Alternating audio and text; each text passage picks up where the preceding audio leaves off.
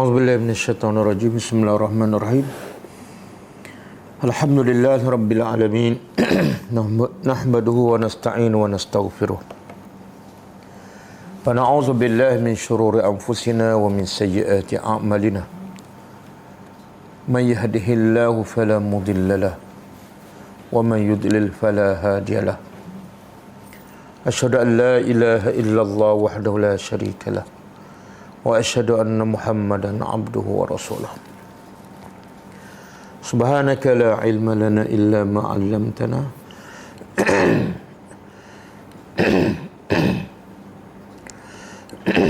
innaka antal alimul hakim. Allahumma 'allimna ma yanfa'una wanfa'na bima 'allamtana wa zidna ilma. Rabbi yassir wa la tu'assir, Rabbi tammim bil khair. Amma ba'du. InsyaAllah malam ini kita sambung tadabbur surah Ali Imran ayat 180. Sebelum tu kita tengok pengajaran ayat lepas iaitu ayat 178 dan 179. Ayat 178, A'udzubillahi minasyaitonirrajim. وَلَا يَحْسَبَنَّ الَّذِينَ كَفَرُوا أنما نملي لهم خير لأنفسهم إنما نملي لهم ليزدادوا إثما ولهم عذاب مهين. Maksudnya, dan janganlah orang-orang kafir menyangka bahawa sesungguhnya kami menangguhkan bagi mereka itu, iaitu kami panjangkan umur, kami beri kekayaan, itu adalah baik bagi mereka. Innama numli, sebaliknya ia adalah kami tangguhkan semua itu supaya mereka bertambah lagi dosa dan bagi mereka azab yang hina. Okey, pengajarannya pertama,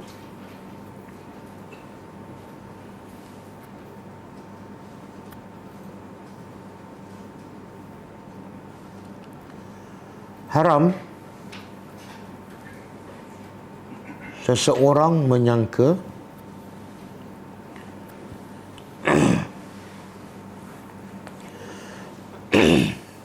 dengan Allah memanjangkan umurnya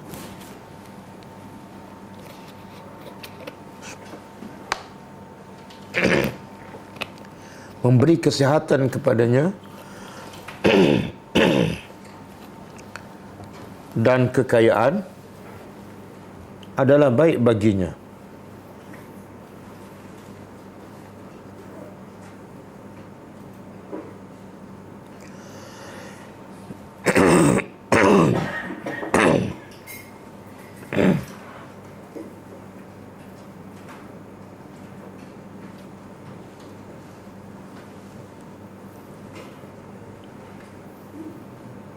Kerana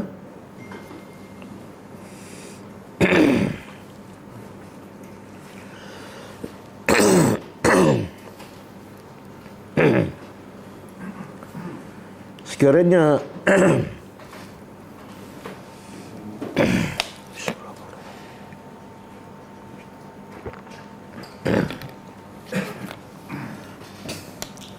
sekiranya dia di dalam maksiat, maka itu adalah istidraj.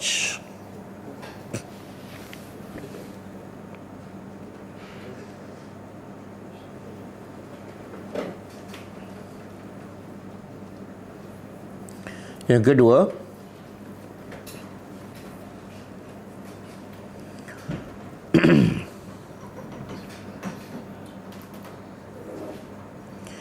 kadang-kadang Allah memanjangkan umur seseorang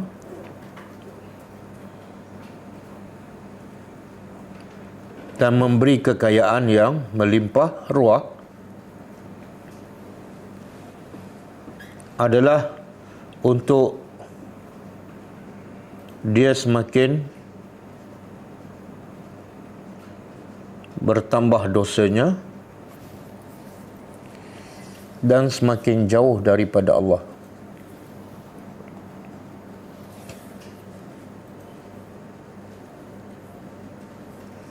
Kerana itu adalah pilihannya.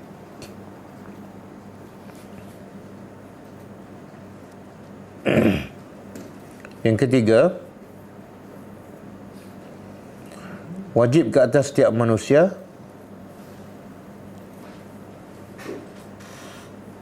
sentiasa bermuhasabah.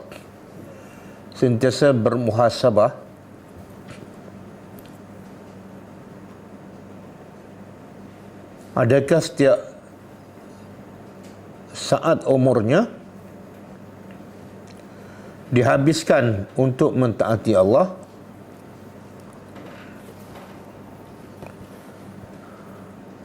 atau dihabiskan untuk melakukan maksiat kepada Allah?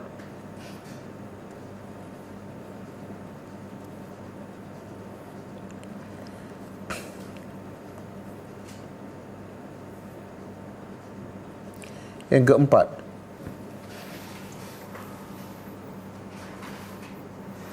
kekayaan dan kemiskinan bukanlah ukuran kepada iman seseorang. Ia hanyalah sebagai ujian.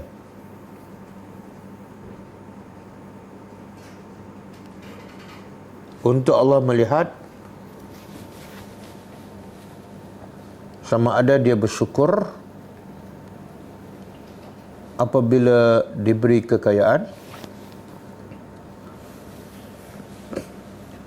atau dia redha dan sabar apabila ditimpa kemiskinan.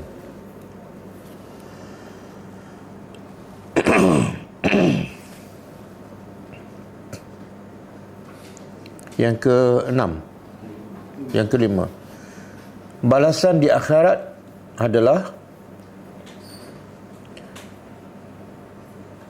dari jenis amalan semasa di dunia.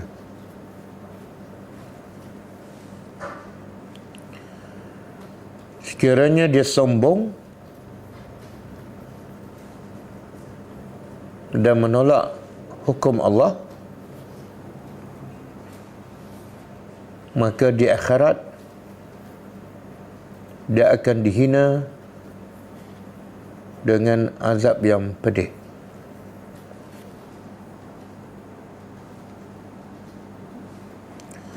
Okey, habis ayat 179.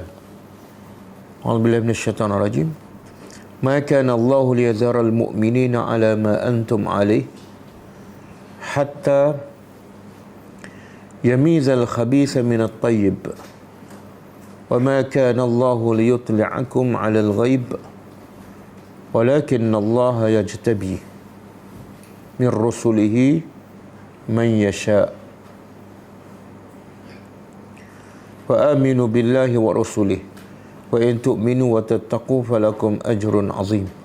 Maksudnya, tidak patut sama sekali Allah membiarkan orang-orang yang beriman berada dalam keadaan mereka sehinggalah Allah membezakan antara yang munafik dan yang beriman.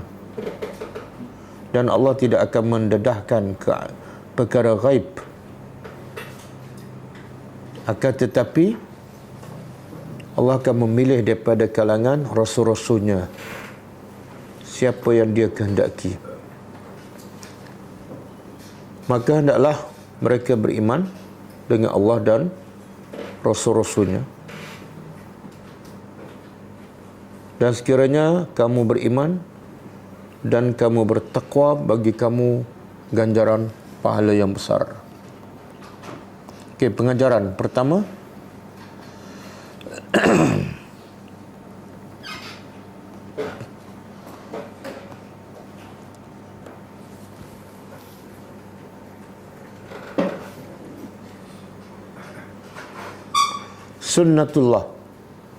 sunnatullah iaitu ketetapan Allah bahawa Allah akan menguji hamba-hambanya dengan berbagai ujian untuk menzahirkan siapa sebenar yang beriman dan siapa yang munafik.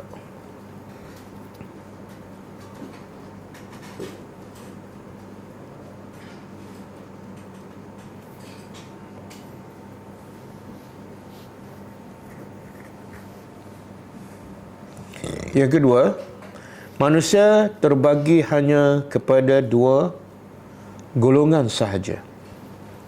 Manusia terbagi kepada dua golongan sahaja, iaitu khabis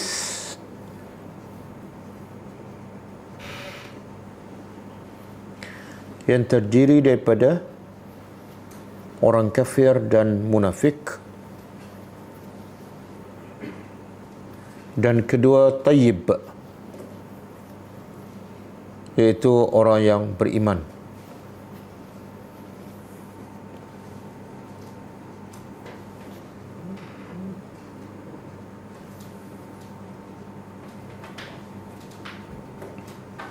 Yang ketiga,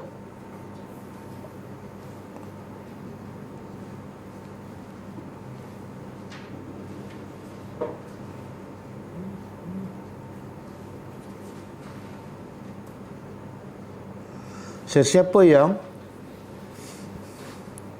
takut dengan sifat munafik, maka dia adalah orang yang beriman.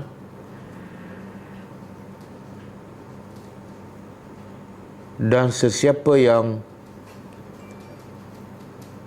merasa aman daripada sifat munafik, maka dia adalah munafik.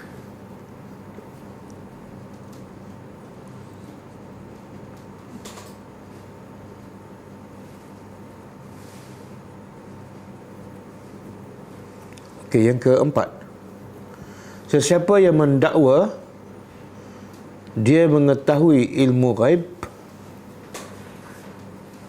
dia adalah pendusta.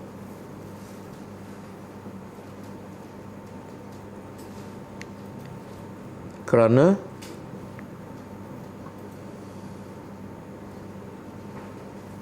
ilmu ghaib adalah hak mutlak Allah, dan Allah tidak akan mendedahkannya kepada sesiapa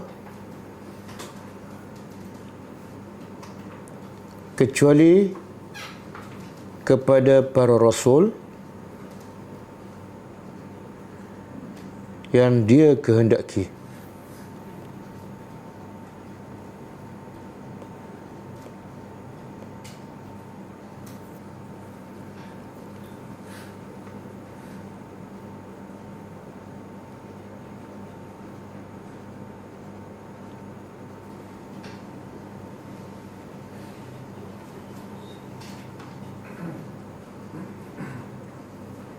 Yang kelima, wajib beriman kepada Allah dan Rasul-Nya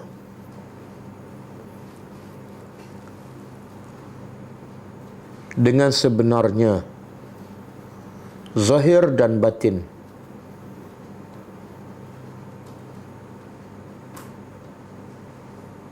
Sehingga dia selamat daripada sifat munafik.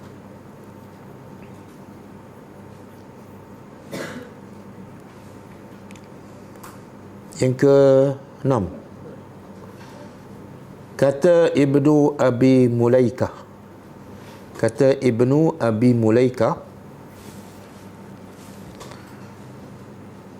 aku sempat bersama 130 orang sahabat Rasulullah sallallahu alaihi wasallam,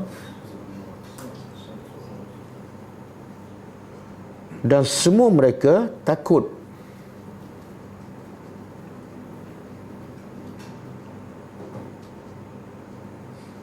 kepada sifat munafik.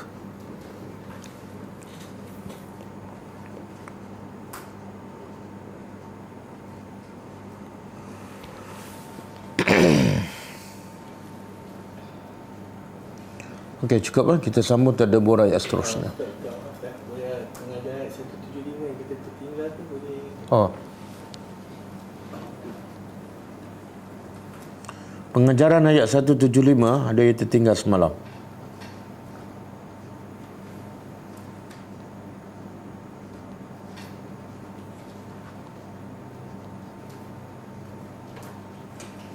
Okey. Ayat 175.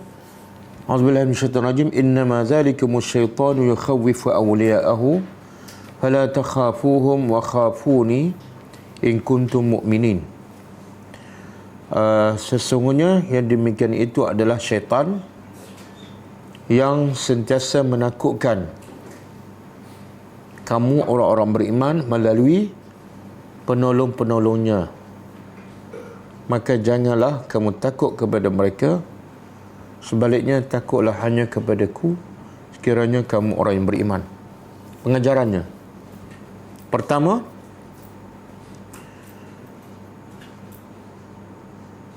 permusuhan syaitan terhadap anak Adam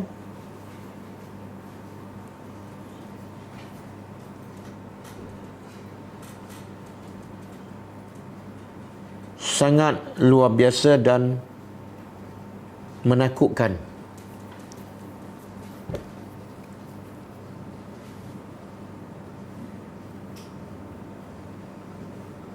Dan kerja syaitan ialah sentiasa menakutkan anak Adam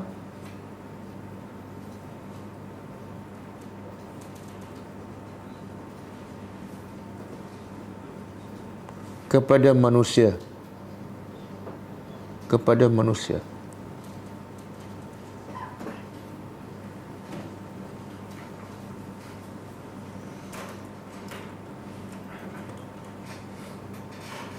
Yang kedua, wajib ke atas orang yang beriman agar tidak takut melainkan hanya kepada Allah sahaja.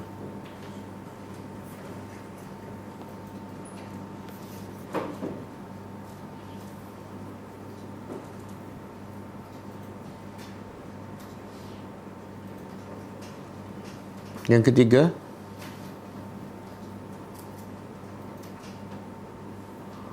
takut terbagi kepada 3 jenis.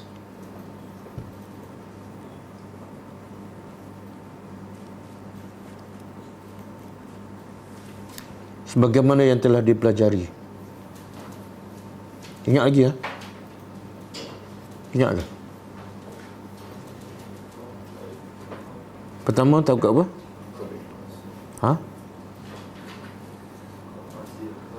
Khauf. Asir.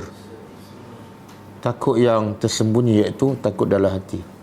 Yang kedua, khauf at-tabi'i. Yang ketiga, jubana. Kita dah huraikan. Yang takut COVID ni takut apa ni? Jenis apa takut? Jubana ke? Kau tabi'i? Tabi'i. Semula sedia. Bahkan yang tak takut COVID itu yang tak tabi'i lah. Okey. Nombor berapa?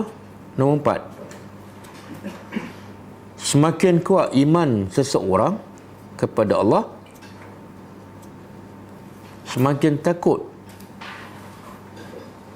dia kepada Allah.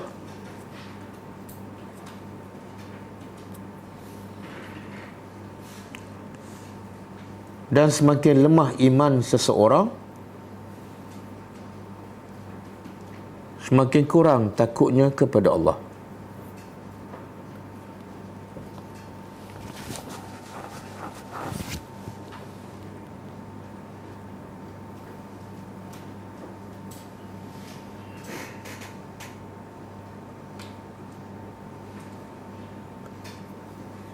Yang ke 5, yang terakhir.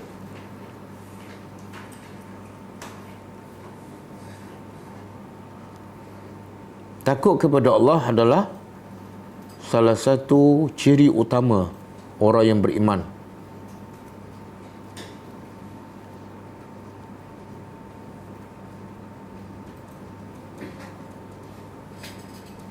Okey, bisa?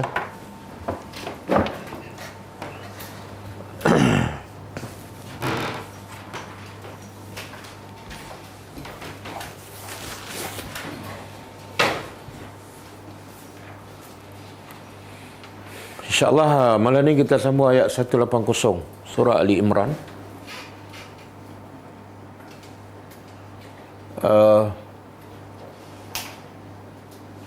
Ayat ni secara umumnya tak ada kaitan dengan peperangan Uhud. Dia kira macam dah cerita peperangan Uhud tu dah habislah.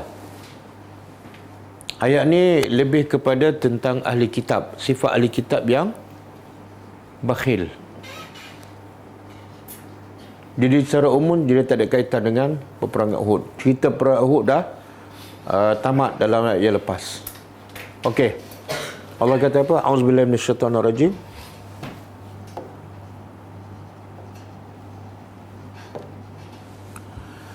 Wala yahsabanna, dan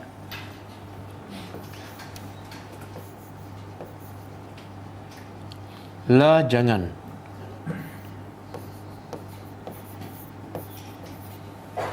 Yahsabanna, menyangka ataupun mengira.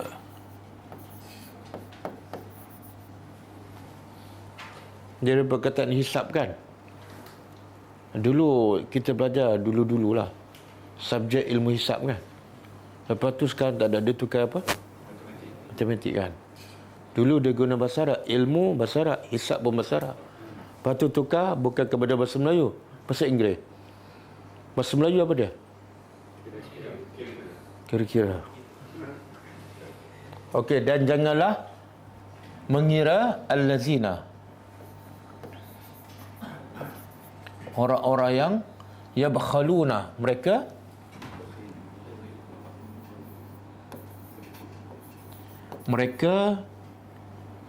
bakhilnya apa dia? Al-bukhlu makna dia al-man'u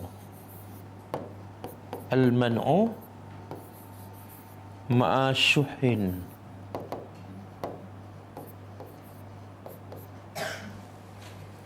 Bakhil dalam masyarakat ialah al-man'u. Apa makna al-man'u? Menghalang. Menghalang ma'a bersama ada sifat satu lagi syuhin. Syuhin dengan bakhil ni sama. Cuma ada perbezaan sikit. Kalau bakhil, kita pernah dengar tak ayat wa man yuqa syuhha nafsi. Ada kan? Fa ulaika humul muflihun. Siapa yang ayat dia wa man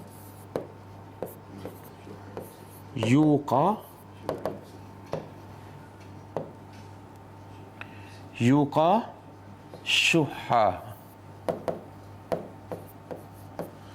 nafsihi fa ulaika humul muflihun. Surah Taghabun ayat 16. Apa maksud dia? Allah kata wa man yuqa, siapa yang ditahan ataupun dikekang sifat syuhha, kedekut apa? Nafsi dirinya, maka itu orang yang berjaya. Jadi apa beza syuhha dengan bukhlu?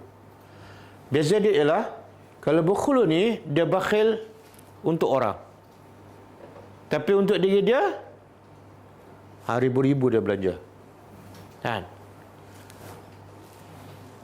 Okey, itu perbezaan pertama. Perbezaan kedua, bakhil ni dia kedekut untuk diri dia dan untuk orang lain. Ini tafsiran yang kedua. Bakhil ialah dia kedekut untuk orang lain dan untuk diri dia. Syuhu, dia bakhil untuk diri dia dan dia galakkan orang juga bakhil seperti dia. Faham? Dia memang dah bakhil. Suhu ni apa dah? Bila orang nampak pemurah, dia kata, kenapa ni belanja lebih ni? Kamu kan anak ramai, masa depan tu kena jaga, simpan duit. Jadi dia bakhil bukan setakat diri dia, dia menghasut orang menjadi bakhil. Itu syuhha. Kan? Okey? Jadi bakhil ni ialah menghalang. Menghalang apa? Menghalang sesuatu yang dia sayang untuk diberi kepada orang lain. Jadi Allah kata ini penyakit ya. Kalau penyakit ayat semalam apa dia? Quran adalah syifa. Quran ni benda yang paling penting nak merawat penyakit apa? Penyakit hati. Sebab penyakit yang paling bahaya bukan penyakit fizikal. Penyakit yang paling bahaya ialah penyakit hati.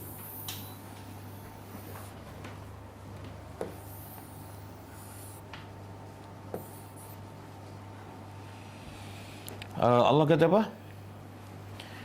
Fi qulubihim maradun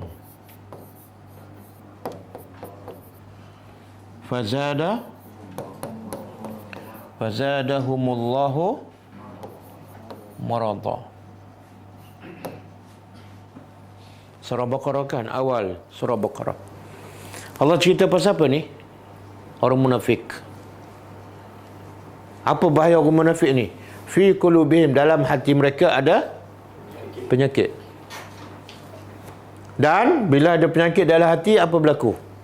Fazadahumullahu marada. Allah akan tambah lagi penyakit tu. Dia macam iman lah. Bila kita beriman, tugas kita cari iman. Lepas tu tugas Allah tambah iman. Sama juga kalau penyakit, ada penyakit dalam hati, bukan terhenti setakat tu, Allah akan tambah lagi. Kan? Allah sebut apa ni? Fi qulubihim, dalam. Kenapa Allah tak kata mereka ada penyakit je? Beza tak ayat? Pada diri mereka ada penyakit. Satu lagi, pada hati mereka ada penyakit. Beza tak? Beza. Apa beza? Ha? Tak, kalau kata fihim, pada diri mereka ada penyakit kan? Mungkin termasuk dalam hati juga. Bila Allah sebut fi qulubihim, Allah nak begitu, penyakit tu ada dua jenis. Pertama, dalam hati. Yang kedua, ajsamihim. Jisim mereka, fizikal mereka.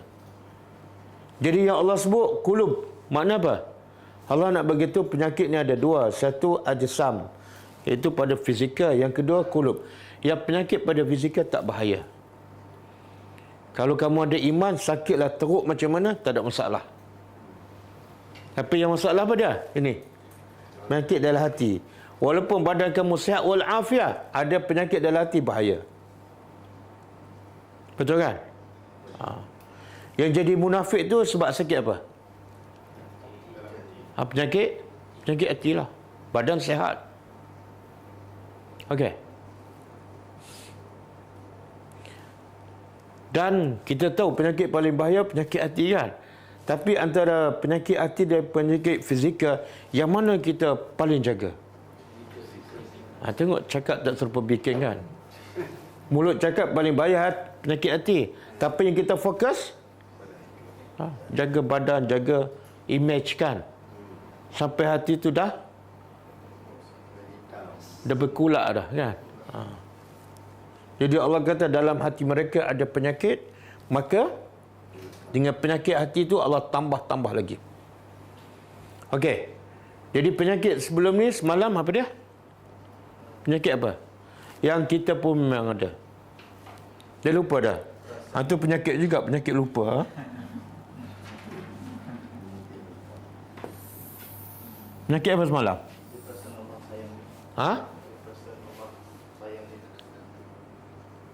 Tak jelas.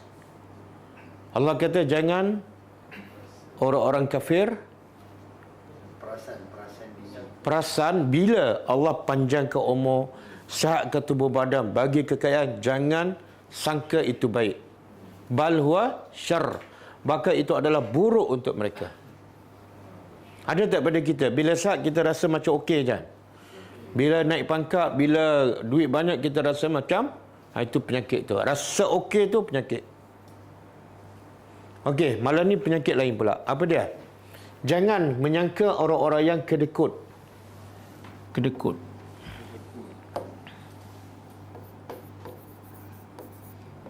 Bakhil. Bima atahumullah. Dengan apa yang atahumullah, apa yang Allah beri kepada mereka.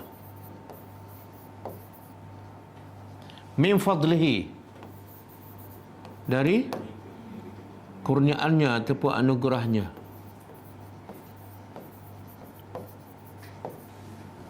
Huwa khairun, ia adalah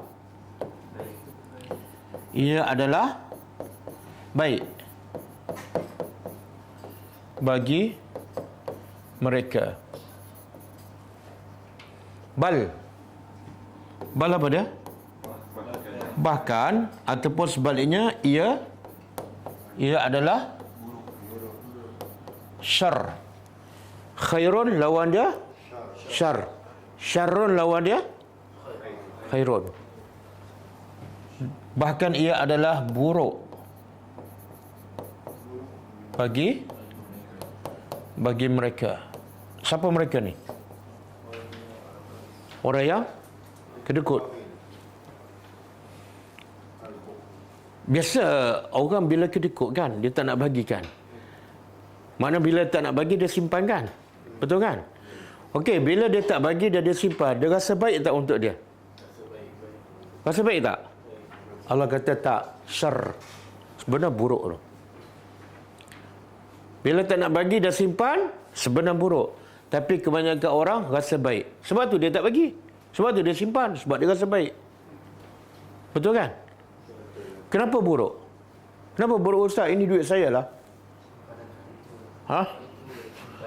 Yalah, kenapa buruk? Dia rasa baik, tapi Allah kata tak baik pun. Syarr lawan kepada khairun. Jadi kenapa buruk? Saya simpan, saya bukan membazir. Untuk hari tua, untuk anak-anak. Yuran pun semakin mahal, minyak pun semakin naik, tow pun naik. Kenapa tak baik pula? Sebab apa yang Allah beri pada dia bukan semua milik dia. Apa yang Allah beri pada dia bukan semua milik dia. Bukan semua milik dia. Sebagai milik. Tak apalah, yang dia simpan tu milik dia lah. Buruk untuk akhirat. Kat dunia tak buruk.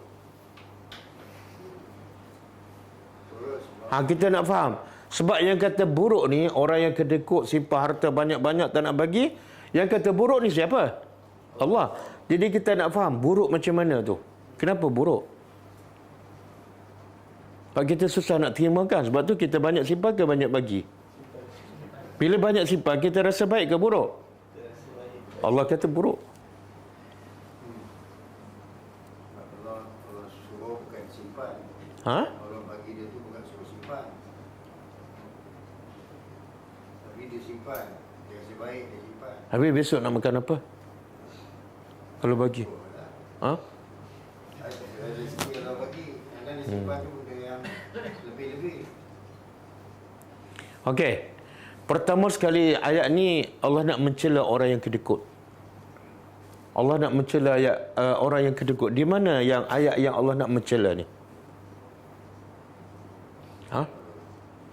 Di mana? Kat mana? Ni. Allah sengaja sebut ni. Orang yang kedekut, dia kedekut apa dia? Yang Allah bagi. Bukan yang dia punya, yang Allah bagi. Maknanya kalau dia kedekut yang orang punya, teruk tak? Bukan kamu punya ni, Allah bagi. Allah kata, okey, aku bagi duit ni, kamu agihlah pada pada asnahka, pada orang yang memerlukan. Tak nak. Hei, siapa punya ni? Kan? Kita contohlah orang bagi duit pada kita, NGO kita, dah banyak kan? Suruh kita agihkan. Kita bila dapat je, kita tak nak bagi, kedekut. Teruk tak kita? Sebab apa? Bukan duit kita. Dia panggil apa ni? Muka tak malu kan? Dia syarat nak kedekut apa dia? Nak kedekut ada syarat, kena belajar. Jadi Allah beritahu terang-terang, yang kamu kedekut tu yang Allah bagi. Kan? Dan yang Allah bagi, Allah suruh bagi pula, Allah suruh infak. Adakah semua sekali? Tak. Kalau zakat berapa peratus? Jadi kalau Allah bagi pada kamu, kemudian Allah suruh kamu bagi sedikit saja, dan Allah yang bagi itu Rabbul Alamin, pencipta segala-gala. Dia boleh bagi tak ganti lebih daripada yang kamu bagi pada orang. Rugi tak kamu kalau kamu tak bagi? Rugi. Sebab tu ada satu hadis, kita habiskan ayat ni. Sayutawwaquna. Ini antara buruknya orang yang bakhil, orang yang kedekut. Sayutawwaquna, mereka akan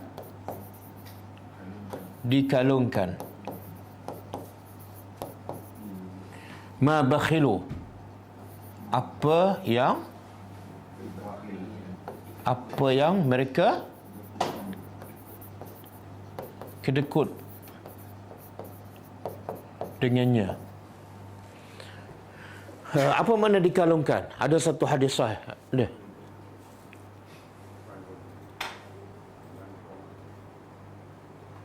Yang pasal Aqra, Syuja'un Aqra.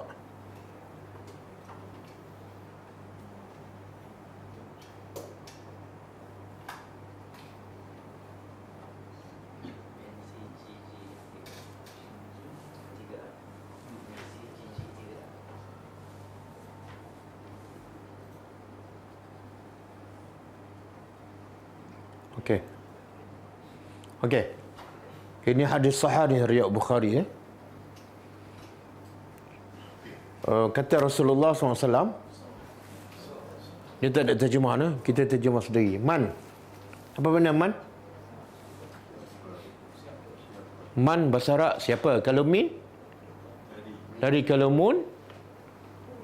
Bulan. Man, min, mun. Okey, man siapa? Atahullah. Siapa yang Allah bagi padanya mal, harta. Falam yuaddi zakatahu. Dengar, siapa-siapa yang simpan harta tak bagi zakat, maka dia tidak menunaikan zakat harta tersebut. Maka Allah kata apa? Musila. Di maluhu, harta yang dia tak bagi zakat tu akan ditukar pada hari kiamat syuja'an. Syuja'an ni ular yang besar. Aqra ni botak.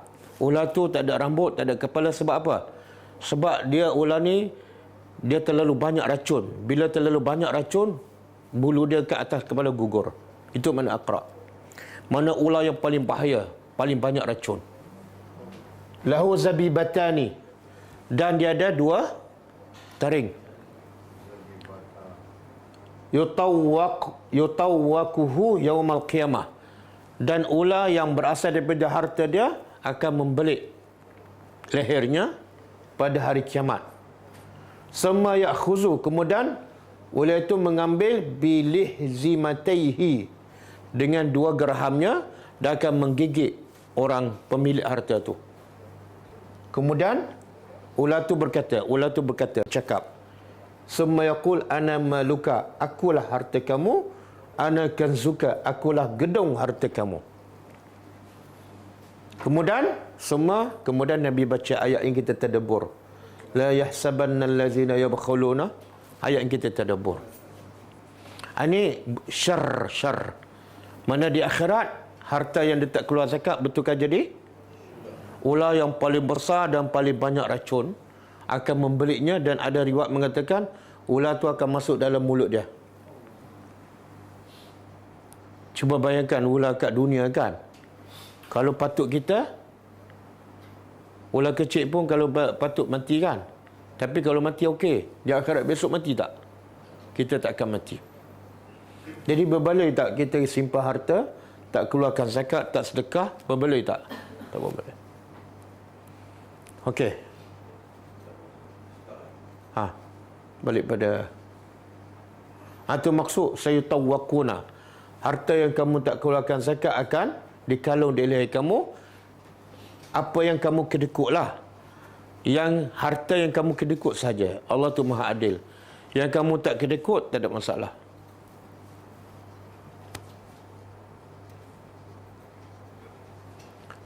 Bila ni akan dikalungkan? Dalam bentuk ular Yaumul Qiyamah. Pada hari kiamat.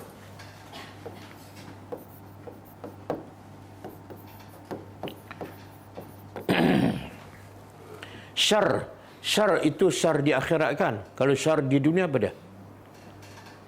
Apa keburukan orang yang bakhil masa kat dunia? Siapa ada pengalaman? Bila dia bakhil, apa perasaan dia? Rasa dada sempit kan? Tamak nak lagi, takut harta hilang kan? Bila bagi sikit pun rasa macam hilang banyak kan? Dan lagi tu apa dia? Dia nak belanja untuk diri dia pun akhirnya duit banyak tapi hidup tak bahagia. Itu syar di dunia. Dan Allah nak bagi tu walillahi. Dan lillah hanya milik Allah. Miras. Apa makna miras? Miras ni warisan lah. Harta warisan. Apa dia? As-samawat, di langit-langit. Wal ard, dan di bumi. Okey, apa kaitan dengan penyakit kedekut ayat ni? Bagi Allah, harta warisan semua yang di langit dan di bumi. Apa kaitan dengan ayat cerita pasal kedekut?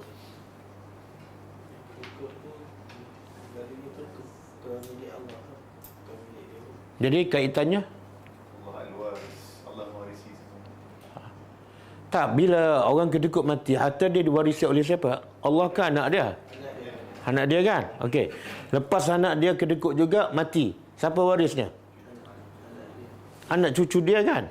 Tapi lepas semua dah mati, semua kiamat, siapa yang akan mewarisi semua harta? Jadi ada faedah tak kamu kedekut? Tak ada faedah. Akhirnya harta itu balik pada Allah juga. Daripada Allah, balik pada Allah, yang kamu kedekut dapat apa? Kan? Kemudian Allah beritahu kelebihan orang yang bersedekah. Dalam surah surah Al-Baqarah ayat 272. Surah Al-Baqarah ayat 272.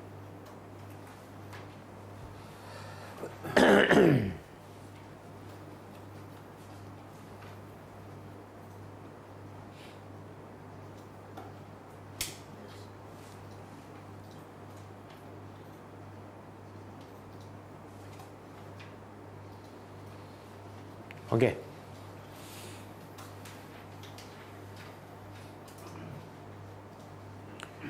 Kita terjemah sama-sama. Laisa alaika. Tidak wajib ke atas engkau wahai Muhammad hudahu. Memberi hidayah kan? Kan kita belajar ayat sebelum ni, Nabi sangat sedih bila dah berdakwah habis-habisan, orang kafir tetap tak beriman. Bukan Nabi suka, Nabi sedih. Maka ayat ni antaranya Allah nak pujuk Nabi. Bukan kerja engkau beri hidayah pada kamu, pada mereka. Dan habis siapa yang bagi hidayah? Walakin Allah yahdi. Akan tetapi Allah lah yang akan memberi hidayah kepada siapa yang dia kehendaki. Kemudian Allah kata wa ma tunfiqu. Dan apa yang kamu infakkan min khairin, daripada apa saja kebaikan, maka dia untuk siapa? Jadi kalau kamu kedekut untuk kepada siapa? Kamu kedekut kepada diri sendiri. Tolonglah bagi 10 ringgit ke? Tak nak, saya tak nak bagi pada diri saya. Seolah macam itulah. Kan? Tapi bila dia kedekut, dia tak rasa dia itu untuk diri dia. Dia rasa untuk siapa? Sebab itulah kalau untuk diri dia, 10,000 sanggup bayar. Betul? Sign check terus. Tapi kalau untuk fakir miskin, boleh percaya kan ni? Nak bagi 10 ringgit je kan? Boleh percaya kan ni? Kena check dulu kan? Jadi Allah nak betulkan cara pemikiran kita yang kedekut tu. Yang kamu kedekut tu kenapa? Yang kamu bagi untuk diri kamu. Kalau untuk belanja hidup kamu, kamu sanggup bagi beribu. Sedekah pun untuk diri kamu juga. Kenapa nak bagi sikit? Bagilah banyak. Sebab itulah Umar dengan Abu Bakar berlomba kan. Mereka faham ni. Aku sedekah untuk aku. Kenapa nak bagi sikit? Jadi satu masa dalam satu peperangan, dikatakan harta Umar ni lebih banyak pada Abu Bakar.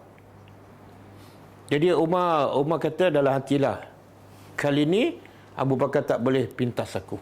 Mesti aku lebih dan mesti aku menang.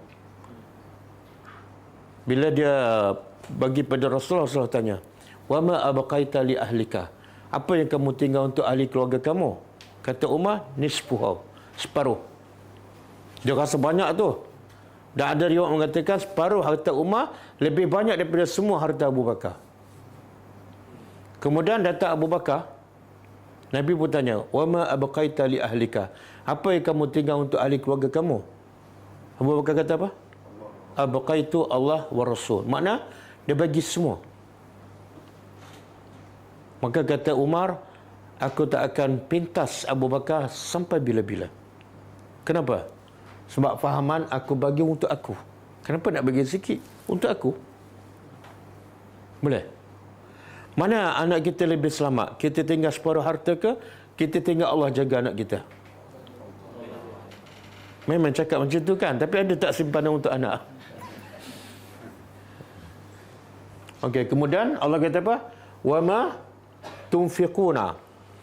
Dan tidak yang kamu infakkan melainkan ibtigha'a wajhillah.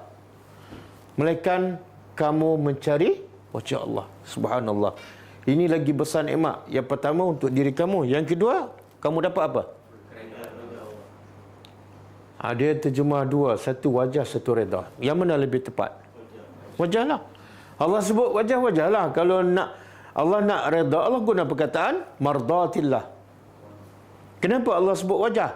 Sebab nikmat paling besar dan paling tinggi dalam syurga ialah melihat wajah Allah. Okey, kemudian Allah kata apa lagi? Wa ma tunfiqu. Dan kamu tidak infak min khairin, dari apa saja kebaikan walaupun RM1, yuwaffa ilaikum. Allah akan mencukupkan, Allah akan membalasnya. Dan kamu tidak akan dizalimi. Apa maksud tidak dizalimi? Kalau kita berniagakan, bagi modal 10,000, tengok-tengok dapat, modal tak dapat, untung tak dapat, modal pun tak balik. Kan? Tapi kalau kita bagi 10,000 untuk agama Allah, Allah kata apa? Kamu tak akan dizalimi. Makna sedikit pun tak akan dikurangkan balasannya. Kalilah 10,000 kali 700. Tapi kalau bak kali pahala kita memang fail lah. Skin cepat kaya memang cekap. Okey, cuba tengok surah Sabah ayat 39.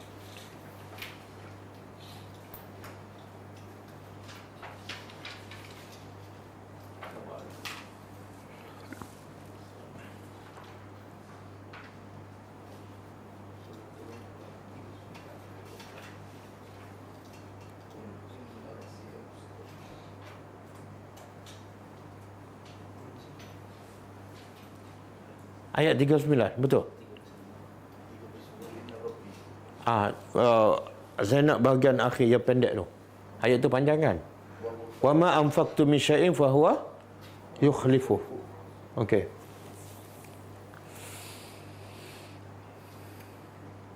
Okey, tak apalah, kita ambil daripada awal. Qul, cuba terjemah. Katakanlah, Wahai Muhammad, inna rabbi, sesungguhnya Tuhanku yabsutu ar-rizqa, Tuhanku yang melapangkan rezeki. Kepada siapa? Liman yasha, kepada siapa yang dia kehendaki. Min ibadi, daripada kalangan hamba-hambanya. Wa yaqdiru, dan dia juga yang apa yang Allah nak bagi tahu pada kita? Allah melapangkan rezeki dan dia juga menyempitkan rezeki.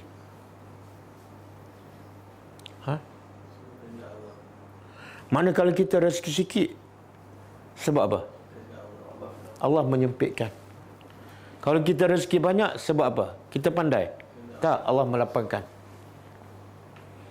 Jadi bila semuanya Allah melapangkan, Allah menyempitkan, apa kewajipan kita? Cari Tuhan lah. Kalau nak rezeki, cari Tuhan. Sebab Tuhan saja boleh melapangkan dan Tuhan juga yang menyempitkan. Jangan cari orang. Kadang-kadang kita cari orang, dapat harta banyak tapi tak lapang hidup kita. Kemudian Allah kata, wa ma anfaqtum, apa sahaja yang kamu infakkan, min syai'in, daripada apa sahaja, fahuwa yukhlifu, maka Allah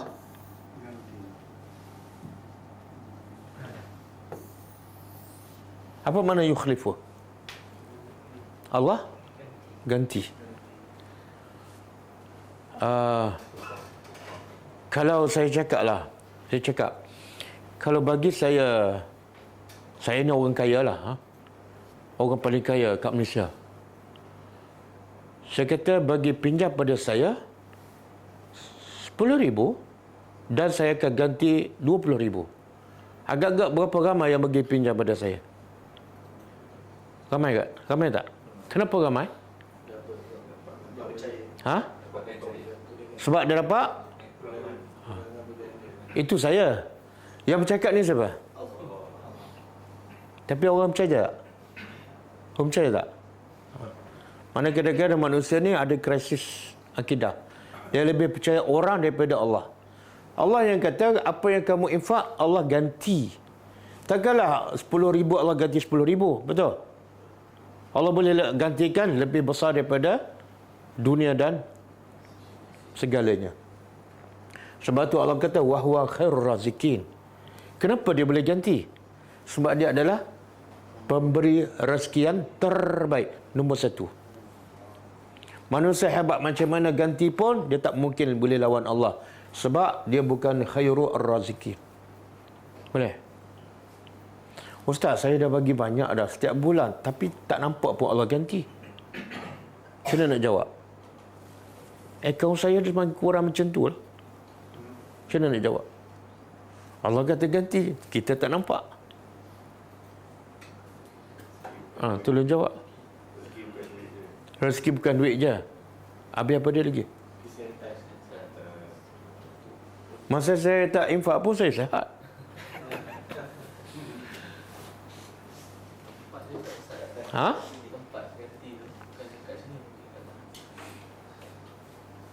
Tapi Allah tak sebut Allah ganti di akhirat. Ini lebih kurang di sini ayat ni maksud ganti kat dunia. So ni memang untuk dunia. Untuk dunia. Dia ulama kata bila Allah ganti, kita kena faham makna rezeki yang sebenar. Rezeki kalau kita faham duit saja, memang kita tak faham ayat Quran.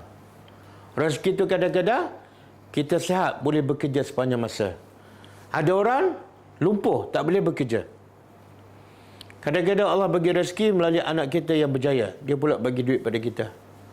Kadang-kadang Allah bagi ganti apa dah? Sepatut kata kita aksiden, kos baiki 10,000. Tapi tak jadi aksiden, selamat 10,000. Kadang-kadang jiwa kita tenang je, tak tamak. Jadi tak ada masalah. Bila berlaku apa-apa musibah, kita pun kadang-kadang orang berlaku musibah dengan sebab dia kelang kabut, berlaku lagi satu masalah. Lagi besar rugi kan kosnya. Yang penting kita kena yakin apa yang Allah cakap. Bila kita yakin, kita akan mudah nak bagi. Okey, cuba buka hadis tadi. Hadis, dua malaikat akan berdoa setiap pagi kan? Biasa dengar tak? Cuma orang kita dia salah faham.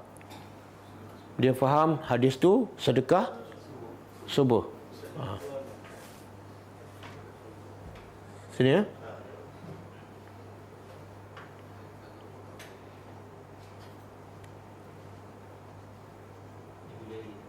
Ibu jari. Oh, bawah sikit. Bersama dah ajar tadi. Terlupa. Okey. Hadis ini sahih muttafaqun alaih daripada Abu Hurairah radhiyallahu anhu qala Rasulullah SAW. Dengar baik-baik orang yang suka sedekah subuh tu. Tapi duit duduk dalam rumah juga tak keluar pun. Kata Nabi, ma min yaumin, tidak ada dari hari-hari yusbihul ibadu, yang hamba-hamba itu berpagi hari. Tidak ada satu hari pun di waktu pagi fihi padanya illa kecuali malakani, dua malaikat yang zilani turun. Malaikat turun bila ni? Waktu pagilah. Maka fayaqul ahaduhuma, salah seorang malaikat berkata, iaitu berdoalah. Bila malaikat ni berdoa? Waktu pagilah. Malaikat berdoa waktu pagi. Apa doa salah satu malaikat? Allahumma a'ti, ya Allah berilah munfiqan, kepada orang yang infak, khalafa, ganti, macam ayat tadi. Jadi malaikat berdoa setiap pagi, siapa yang infak, ya Allah gantilah hartanya. Tapi ada sebut tak, ya Allah gantilah siapa yang infak di waktu subuh? Tak ada. Ayat hadis ni ceritanya ialah doa malaikat waktu subuh, bukan infak waktu subuh. Kan? Kalau maksud hadis ni doa infak waktu subuh, siapa yang infak waktu petang tak dapatlah doa ni. Betul? Kalau siapa infak waktu malam tak dapatlah doa ni. Itu salah faham tu. Salah faham. Sebenarnya doa malaikat waktu subuh, sedekah bila? Sepanjang masa lah. Kalau kamu duduk dalam hutan tak ada siapa, takkan nak sedekah pagi, nak sedekah kat siapa? Keluar dulu kat bandar kan? Okey, kemudian wa yaqulul akhar, berkata satu lagi malaikat, Allahumma ati mumsikan, ya Allah berilah kepada orang yang mumsikan, yang tahan harta dia. Haji bakhil ini bagi apa? Talafa, kebinasaan, binasakan harta dia. Ustaz, saya dah sebulan tak infak. Okey je harta saya, tak binasa pun. Binasa kena faham, terlalu luas. Kadang-kadang badan kita sihat, kadang-kadang malah bekerja, kadang-kadang anak sakit, kos rawat anak kadang-kadang beribu-ribu, kan? Okey. Jadi maksud hadis ni bukan sedekah waktu subuh.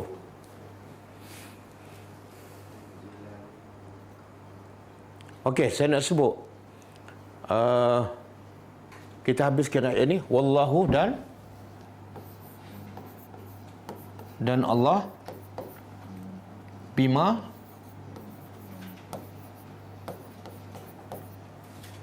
apa yang ta'malun, kamu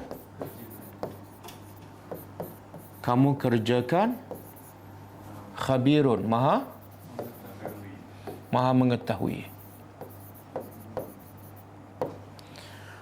Apa kaitan dengan ayat sebelum ni? Ayat ni satu, Allah nak bagi amaran kepada siapa ni? Yang kedekut. Kalau kamu kedekut ataupun kamu infak tapi tak ikhlas, Allah tahu. Khabir beza dengan alimun. Kalau alimun, kalau disebut bersamalah. Alimun Allah tahu yang zahir, khabirun Allah tahu yang zahir dan yang batin. Kadang-kadang orang munafik sedekah tak, tapi hati dia Allah tahu. Bila orang munafik sedekah, dia tak suka, dia benci, terpaksa kan.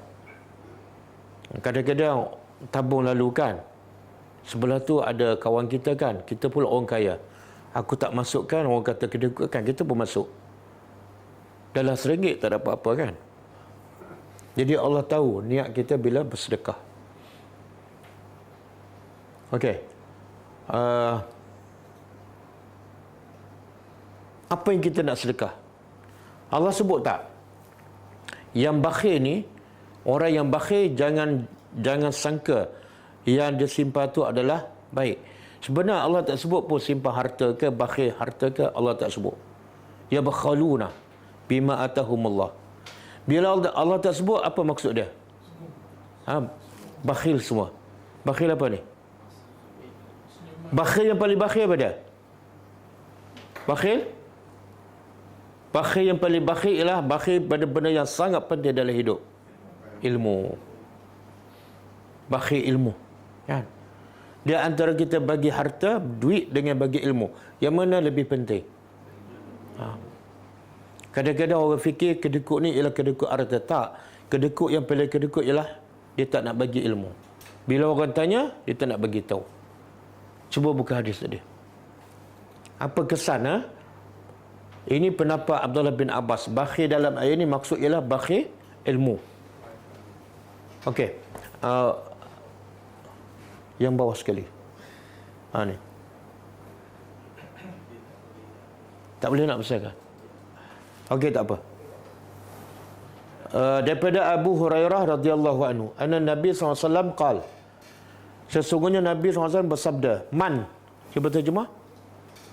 Man, siapa? Su'ila, ditanya, an ilmin, tentang apa-apa ilmu, khususnya ilmu agama lah. Fakatamahu, maka dia sembunyikan, ataupun dia tak jawab. Maka Allah kata, uljima yaumal qiyamah bilijami min nar. Uljima mana? Yang tak jawab tu mulut kan? Mulutnya akan dikekangkan dengan kekangan min nar, daripada api neraka. Dia macam kuda ada kekangan. Dia panggil apa tu? Yang mengekang mulut kuda tu. Macam break lah kan? Ladang. Jadi di akhirat, siapa yang sembunyikan ilmu akan dibuat seperti ladang kuda tu letak di mulut, dan benda tu daripada api. Ni dipanggil apa ni? Sembunyi ataupun bakhil ilmu. Dan dia adalah termasuk dosa besar. Bahkan kita pernah belajar sebelum ni, siapa yang bersembunyikan ilmu, Allah sebut dalam Quran, apa dia? Dilaknat. Siapa yang sembunyikan ilmu, dia dilaknat oleh Allah, jauh daripada rahmat Allah. Jadi jangan kita ingat bakhil ni bakhil harta saja. Kita ada ilmu, dah banyak belajar, tapi tak sampaikan, itu pun termasuk bakhil. Yang kedua, bakhil hartalah, ayat yang kita belajar tadi. Yang ketiga, itu semua dosa-dosa besar tu. Bakhil ilmu, bakhil harta yang wajib, tak keluarkan zakat ataupun tak belanja pada keluarga. Yang ketiga, bakhil pangkat. Ini dosa kecil lah. Kita ada pangkat, ada kedudukan, tapi kita tak guna kedudukan untuk bantu orang. Pandai-pandai kamu lah.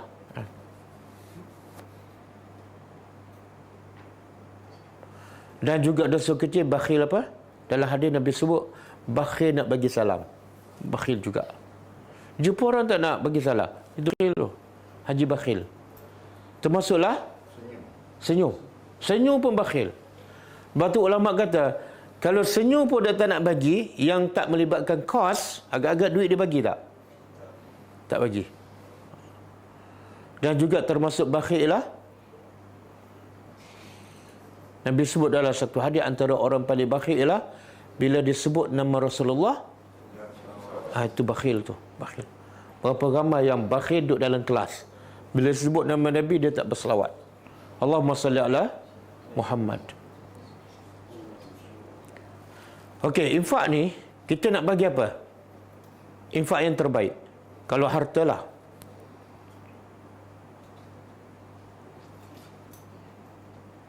mimma tuhibbun, apa yang paling kamu sayang. Surah apa? Lan tanalul birra hatta tunfiqu. Surah Ali Imran ayat 92. Surah Ali Imran ayat 92.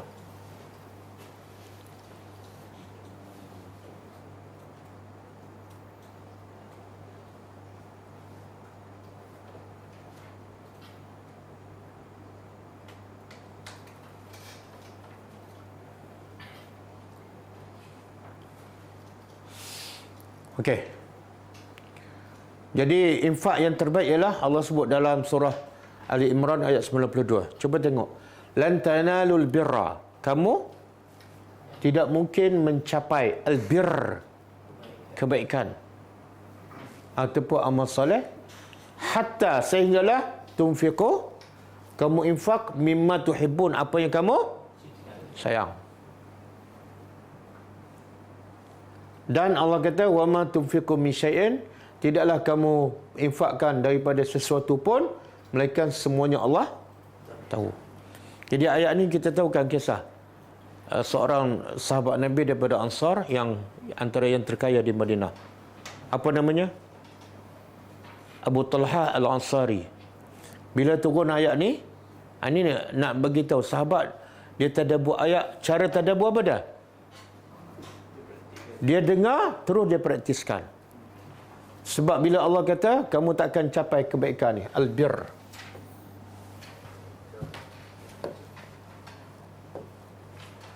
Jadi nak albir syarat apa? Mimma tuhibbun. Tengok Allah bagi syarat kan. Betul tak kamu nak kebaikan? Kalau betul, kena bagi yang mana? Jadi apa Abu Talha buat? Dia antara orang paling kaya Madinah dan paling banyak kebun. Dia pilih kebun yang paling dia sayang. Nama kebun itu ialah Bayarha. Dan kebun tu pula ada perigi yang airnya sangat enak dan Nabi selalu masuk. Lagi dia sayang. Sebab Nabi masuk. Lagi dia sayang, yang tu dia nak bagi. Kenapa? Sebab dalam kepala dia, aku nak albir. Boleh faham? Antara kita sayang dengan apa yang Allah nak bagi, sebenarnya mana lebih besar? Bila dia nampak kat sini, yang sana mudah bagi. Tapi kalau sini tak nampak, yang sana sampai mati tak bagi tu. Dia bagi yang mana? Dia tak nak kan. Dan sebenarnya Allah melarang kita bagi benda yang kita tak suka pada orang. Ada dalil tak? Ni ramai orang Melayu kan. Bila infak je dia bagi baju yang tak pakai. Yang baru dia tak bagi. Saya ada baru tapi tunggu saya pakai dulu, dah ketat sikit dah bagilah. Cuba buka surah Al-Baqarah ayat 267. 267.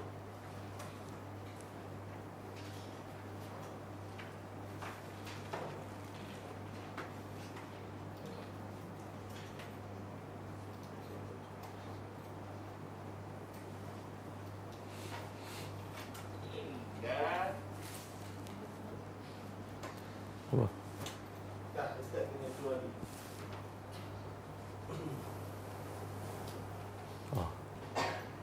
Okey dah. Okey.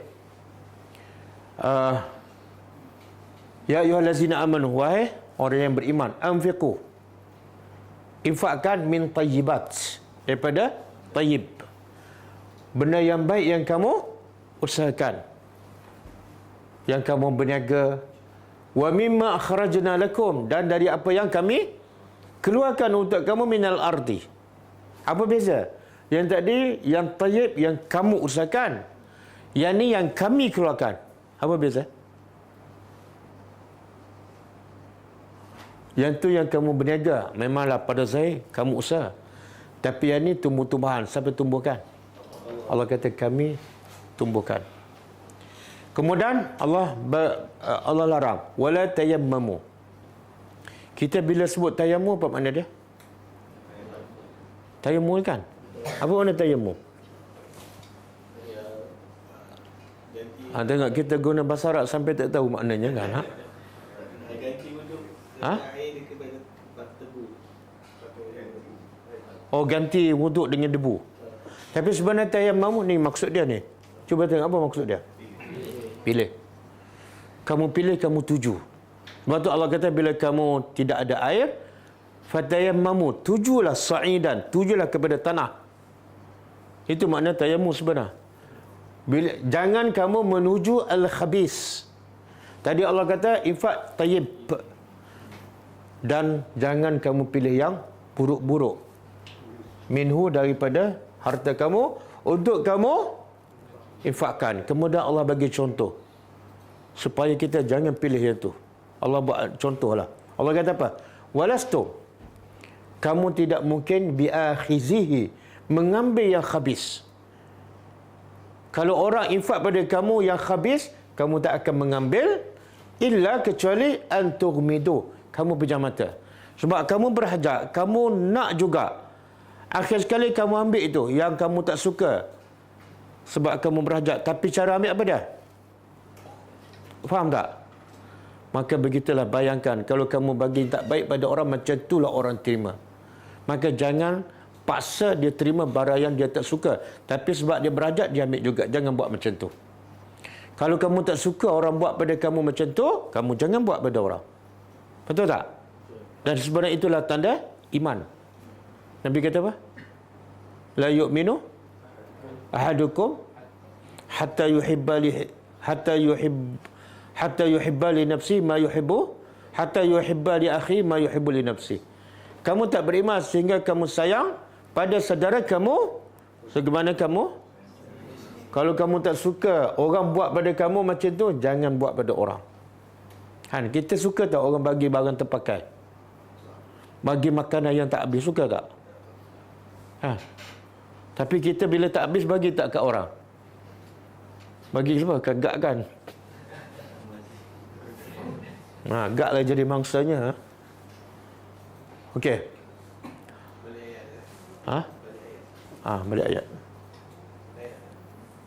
Ayat dah habis kan? Waktu pun dah habis. Tak apalah saya nak sebut pasal infak. Bila kita infak, hati rasa macam tak suka kan? Sebenarnya itu adalah sifat munafik. Sebab orang beriman, bila dia infak, dia mesti suka. Kenapa? Sebab satu, Allah ganti. Betul? Yang kedua, pahalanya dia akan dapat di akhirat berlipat kali ganda. Jadi kenapa dia tak nak suka? Kalau tak suka, sifat munafik. Cuba buka surah Taubah. Ayat 51 ke? Ataupun 45?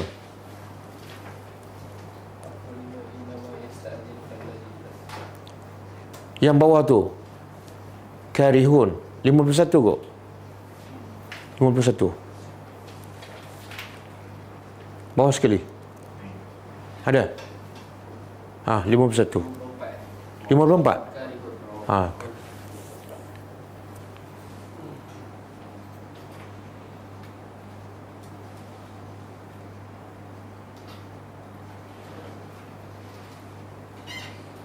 Okey. Kita tengok terjemahan dia. Wa ma mana'ahum an tuqbala. Tidaklah menghalang mereka daripada nafkah mereka diterima. Iaitu nafkah mereka tidak diterima oleh Allah, melainkan sebab apa? Annahum kafaru. Mereka kufur dengan Allah. Siapa ni? Munafiklah. Mereka kufur dengan Allah dan Rasulnya. Kemudian antara sifat munafik juga wala ya'tunas salah.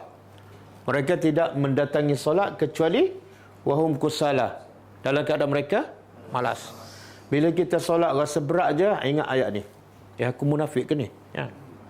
Sebab orang beriman bila nak solat dia kena seronok. Kenapa kena seronok? Kenapa kena seronok bila nak solat? Dengar azan tu terus bingkah bangun, melompat sebab seronok. Kenapa?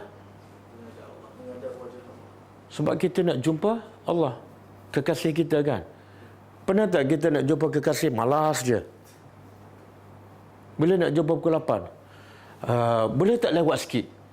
Itu bukan kekasih, itu bekas kekasih kan.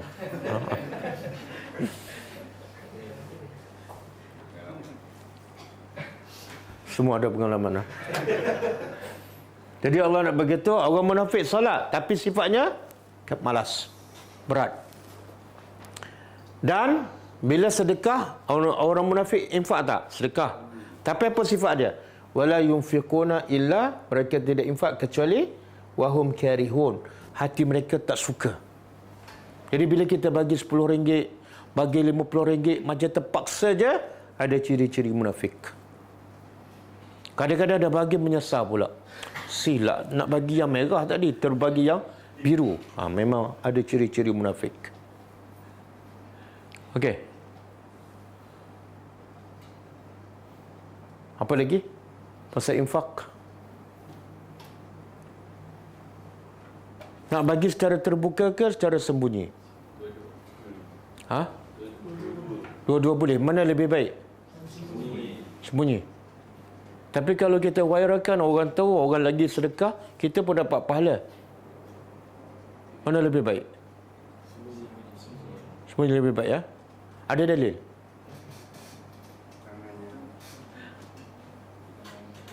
Tangan yang memberi lebih baik pada, itu bukan menunjukkan sedekah sembunyi. Itu kelebihan orang bersedekah. Cuba buka surah Al-Baqarah ayat 271.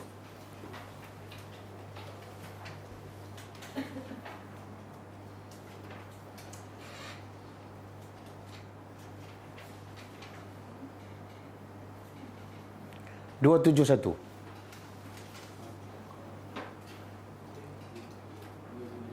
Ah, 271.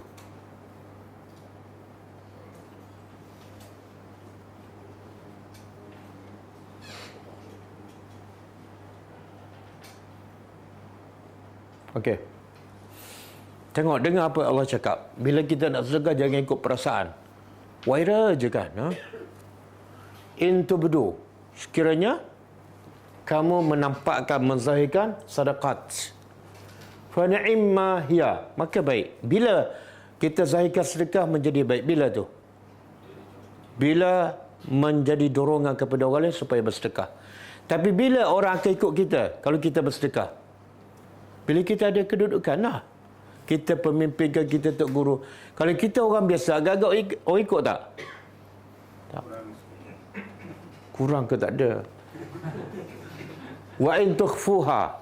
Dan sekiranya kamu sembunyikan sedekah, wa tu'tuhal fuqara, dan kamu bagi pada siapa? Fakir. Bukan semua orang.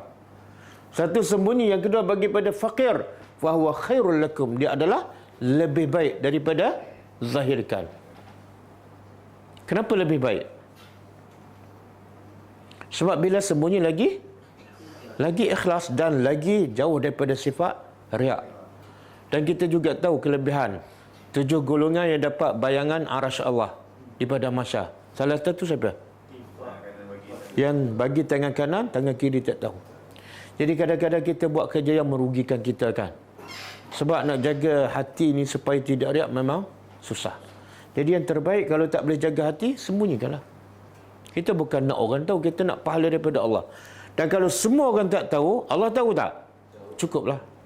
Cukuplah. Ada seorang pelajar tadi call saya. Ustaz, kenapa tak angkat mesej? Mesej pasal apa? Ada saya hantar slip, saya bagi infak kepada Ghulam. Saya kata, bagus.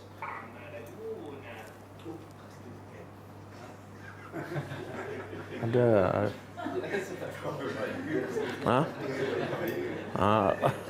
Jangan semak buat menakut-nakutkan saya. Ini kerja syaitan, menakut-nakutkan orang. Saya kata, kalau kau ikhlas bagi, Allah tahu. Cukup. Pahala dapat dah. Tapi kalau kita nak hantar slip, bukan salah. Nak hantar slip, lepas tu nak pastikan slip tu kita dapat respon, macam ada takut-takut lah. Kan? Bila kita nak orang tahu, takut-takut tak ikhlas. Jadi yang terbaik, masuk je akaun, jangan cerita pada siapa. Allah pasti tahu. Sebab tu ada seorang sahabat, dia sedekah duit. Dia letakkan masjid. Untuk orang masjid bagi pada orang fakir miskin.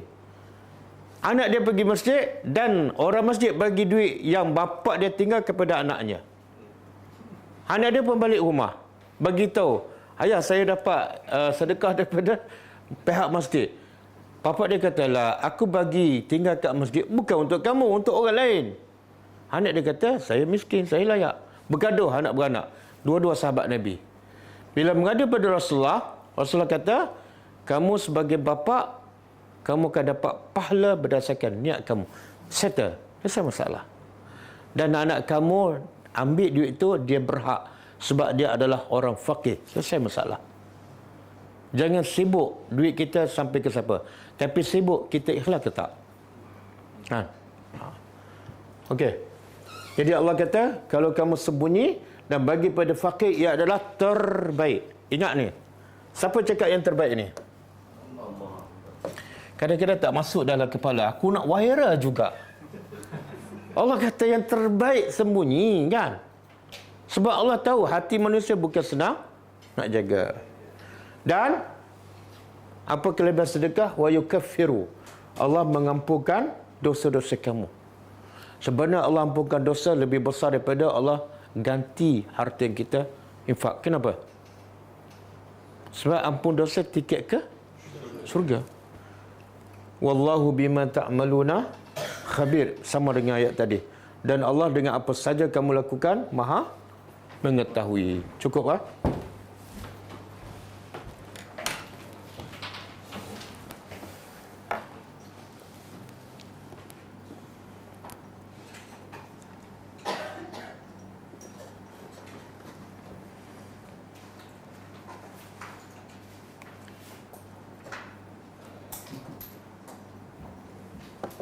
Okey, kita baca sikit buku 62 amalan pembuka pintu syurga.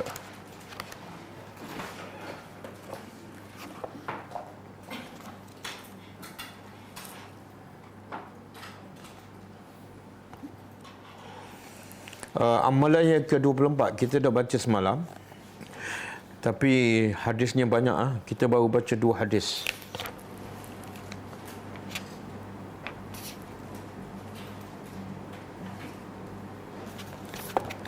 Yang kita baru baca 1 hadis muka surat 65.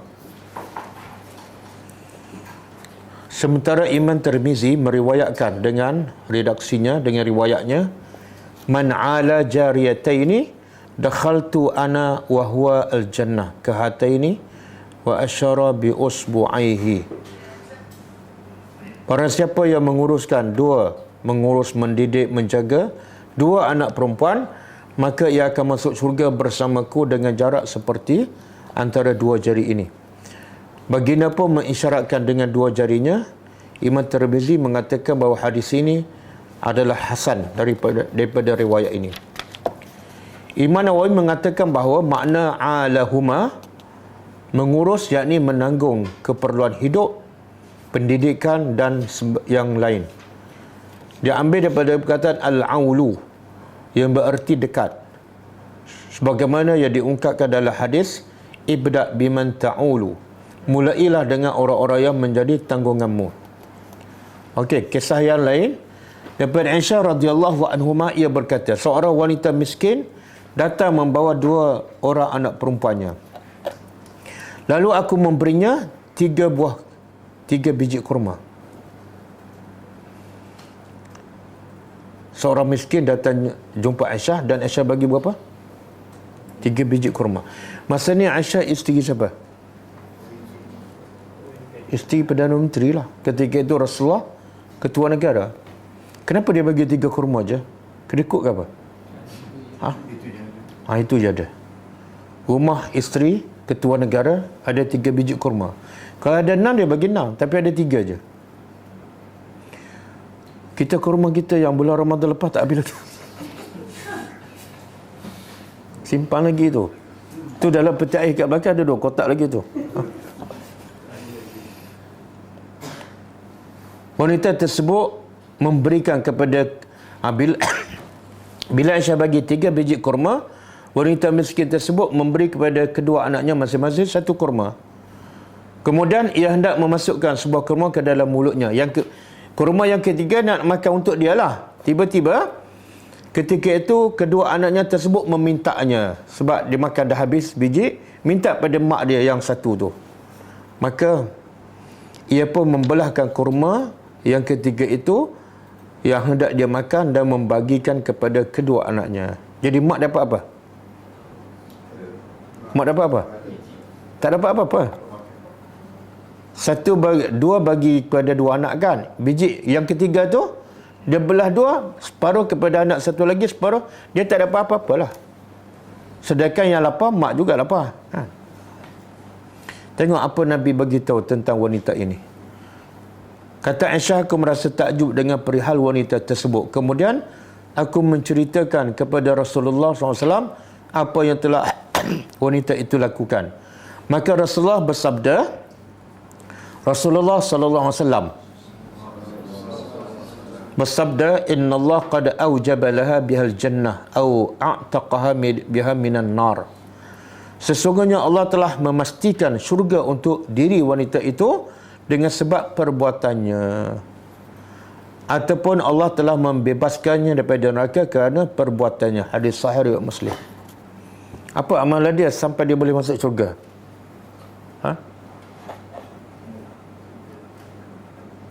Nampak macam mudah masuk syurga kan? Kenapa dengan buat amalan tu boleh masuk syurga?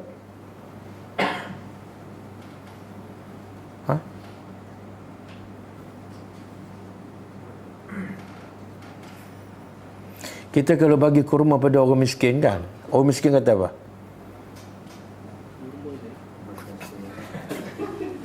Kurma aja. Ini saya bukan orang Arab ni kan. Dia sebab dia boleh masuk syurga, pertama dia utamakan anaknya. Walaupun dia lapar, dia utamakan anaknya. Ada 3 biji kan? Dia lapar, dia utamakan anaknya. Mana dia sanggup tak makan. Yang kedua, 2 anaknya adalah perempuan. Kan Nabi kata siapa membela menjaga 2 anak perempuan dijamin masuk syurga.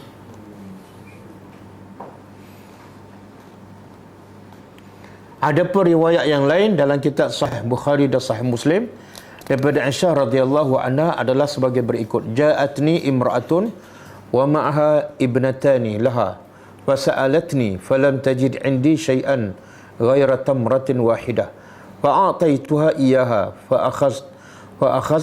فأخذتها فقسمتها بين ابنتيها ولم تأكل منها شيئا ثم قامت وخرجت وابنتاها فدخل علي النبي صلى الله عليه وسلم فحدثت حديثها فقال النبي صلى الله عليه وسلم من ابتلي من البنات بشيء فأحسن إليهن كنا له سترا من النار.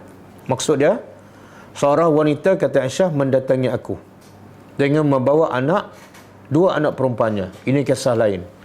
Ia meminta sesuatu padaku, tapi ia tidak mendapatkan apa pun dariku selain sebiji kurma. Mana Aisyah cari dalam rumah dia tak ada. Ada sebiji kurma je. Sebab itulah kadang-kadang kita tengok orang miskin, kita kesian kan. Tapi kalau kita tengok sejarah Nabi, sebenarnya lagi miskin. Betul?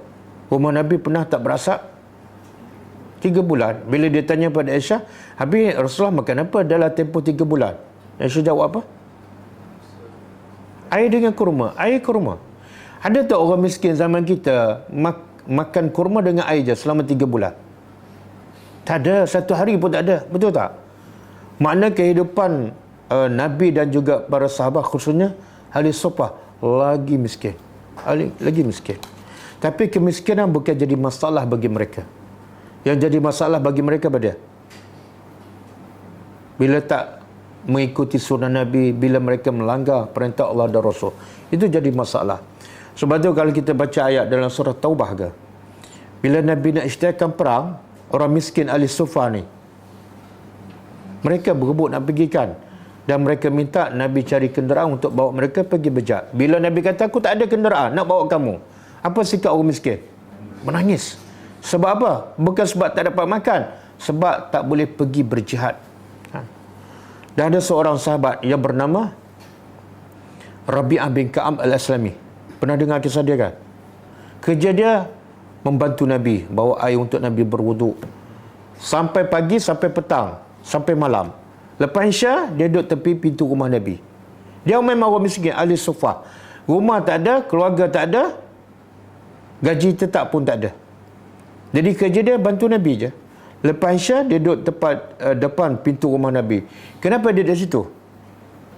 Standby, takut Nabi ada emergency, perlu bantuan, dia standby je.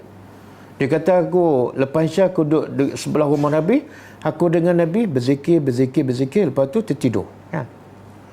Jadi oleh kerana khidmatnya yang baik kepada Nabi, Nabi pun nak balas budi. Nabi tanya apa? Sal, mintalah apa yang kamu nak. Nabi boleh tak nak bagi harta walaupun Nabi tak ada harta? Nabi pernah bagi kambing beratus ekor kepada orang Badui daripada harta rampasan. Jadi bila Nabi tawarkan kepada Ka'ab bin Aslami ini, makna Nabi mampu bagilah. Maka kata Ka'ab bin Aslami, bagi masa pada aku untuk aku fikirkan. Dia pemuda, umur lebihkan 17-18, rumah tak ada, isteri tak ada, agak-agak lah. Kalau kita duduk tempat dia, Nabi yang tawarkan, kita nak apa?